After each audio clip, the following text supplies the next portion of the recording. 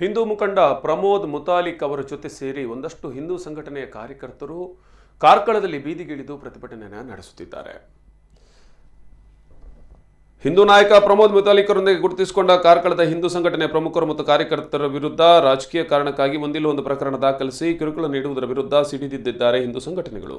ಸಚಿವ ಸುನೀಲ್ ಕುಮಾರ್ ವಿರುದ್ಧ ಕಾರ್ಕಳ ಬಸ್ ನಿಲ್ದಾಣದ ಮುಂಭಾಗದಲ್ಲಿ ಬೃಹತ್ ಪ್ರತಿಭಟನೆ ನಡೆಸಿದವು.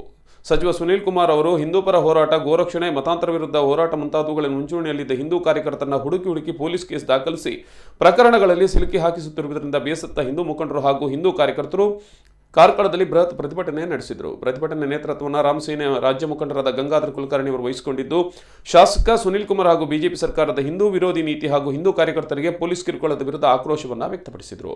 2004ರಲ್ಲಿ ನೀವು ಕಾರ್ಕಳಕ್ಕೆ ಬಂದಾಗ ನಿಮ್ಮನ್ನ ತಲೆಯ ಮೇಲೆ ಹೊತ್ತು ಮೆರವಣಿಗೆ ಮಾಡಿದ ಕಾರ್ಯಕರ್ತರನ್ನ ನಿಮ್ಮ ಮೇಲಿದೆ.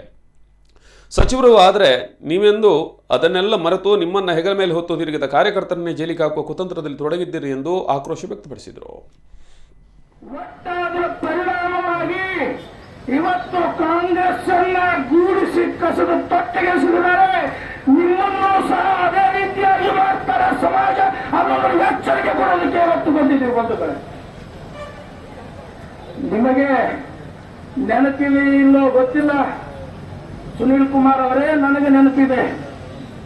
ನಾನು ಅವತ್ತಿನಿಂದಲೂ ಪ್ರಮೋಜಿ ಜೊತೆಗಿದ್ದಂಥವನು.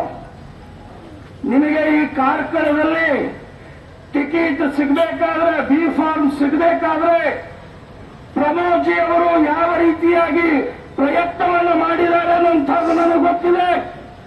ಯಾವ್ಯಾವ ವಿರೋಧಗಳನ್ನು ಎದುರಿಸಿದ್ದಾರೆ ಅನ್ನೋದು ಗೊತ್ತಿದೆ. ನನ್ನ ಶಿಷ್ಯ ಬೆಳಿಬೇಕು ಅನ್ನೋದ್ರ ಸಲುವಾಗಿ